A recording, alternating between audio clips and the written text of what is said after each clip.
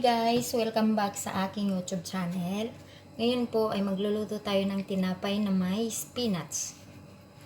Ako po ay inyong OFW Simple Cook. Uli niyo po akong samahan sa aking pagluluto sa bago naman natin recipe ngayon. Tara na, wag na natin patagalin pa.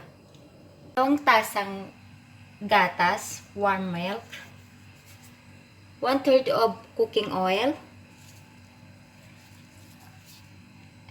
2 tablespoons of yeast. Halo dito.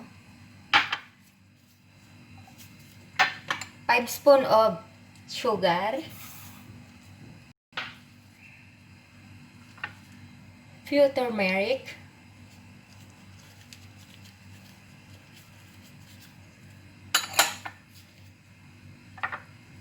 And 3 tablespoons of yogurt.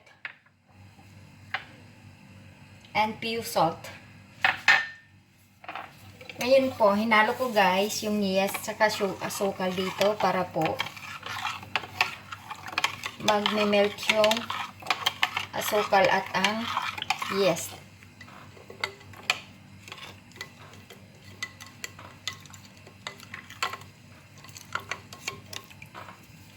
Na bowl guys, sprayhan po natin ng mantika or cooking oil para po hindi didikit ang ating harina or yung minasa natin na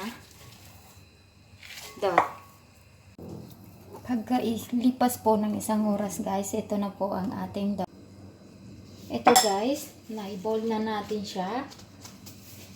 Fold natin ganito.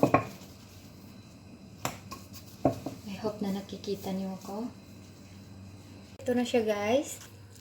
Tapos na natin siya ilagay yung ating spinach sa ating tinapay. Lalagay na natin siya sa ating oven. Nainit ko na rin siya. At lagay ko siya ng 180. Hintayin natin ng 15 to 20 minutes. Maglagay tayo ng timer. 15 to 20 minutes guys. So guys, naluto na ang ating spinach na tinapay. Sana po ay may natutunan kayo sa aking recipes. Maraming salamat po sa inyong panunood. At bago po ang lahat, please subscribe sa aking YouTube channel.